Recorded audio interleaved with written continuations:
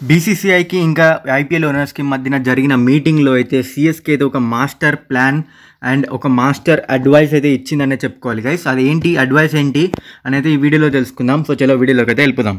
So guys 31 జూలైకి అయితే బీసీసీఐకి and IPL ఓనర్స్కి మధ్యన IPL 2025 auction retentions RTM cards వీటికి సంబంధించిన మీటింగ్ అయితే జరిగింది గైస్. సో ఆ మీటింగ్లో అయితే ప్రతి టీం ఓనర్స్ టీంలో షేర్స్ ఉన్న వాళ్ళందరూ కూడా వాళ్ళ అడ్వైస్ ఇవ్వడానికి అయితే ఆ మీటింగ్ అయితే అటెండ్ చేశారు గైస్. సో అందులో మన సిఎస్కే అయితే ఒక అడ్వైస్ ఒక మాస్టర్ ప్లాన్ అయితే వేశారనేది చెప్పుకోవాలి గైస్. సో ఏంటిదంటే ఇప్పుడు నార్మల్గా రీటెన్షన్స్ అనేది 4 రీటెన్షన్స్ ఇస్తారు కదా గైస్.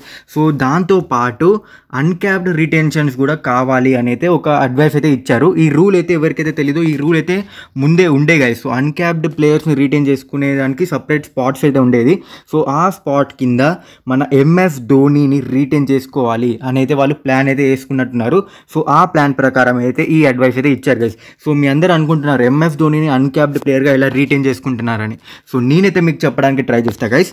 ఏంటిదంటే ఇప్పుడు ఒక ప్లేయర్ 5 years కంటే ఎక్కువ ఇంటర్నేషనల్ క్రికెట్ ఆడకపోతే అతన్ని అన్క్యాప్డ్ ప్లేయర్ కింద కన్సిడర్ అయితే చేస్తారు గైస్. సో మన ఎంఎస్ ధోని అయితే 2019 వరల్డ్ కప్ తర్వాత ఎలాంటి ఇంటర్నేషనల్ క్రికెట్ ఆడలేదు అండ్ రిటైర్ అయితే అయిపోయాడు. సో 5 years కంటే ఎక్కువనే అయిపోయినాయి. సో ఎంఎస్ ధోని అయితే అన్క్యాప్డ్ ప్లేయర్ కిందకి అయితే వస్తాడు గైస్. సో దాన్ని పెట్టుకొని అన్క్యాప్డ్ ప్లేయర్స్కి సపరేట్ రిటెన్షన్ కావాలి అండ్ అందులో ఎంఎస్ ధోనిని రిటైన్ చేసుకోవాలని అయితే సిఎస్కే అయితే అనుకుంటున్నట్టున్నారు. సో ఇది అయితే చాలా మంచి అడ్వైస్ అని అయితే నేను చెప్పుకుంటున్నా.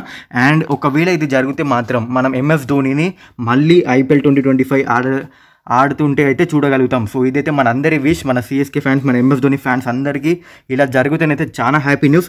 లేకపోతే ఇది కాకుండా ఒకవేళ రీటెన్షన్ స్పాట్స్ ఇంక్రీజ్ చేసిన రీటెన్షన్ 4 నుంచి ఒక 5 or 6 అండ్ +1 ఆర్టీఎం ఇచ్చినా కూడా ఎంఎస్ ధోని అయితే రిటర్న్ అయిపోతాడు ఈజీగా.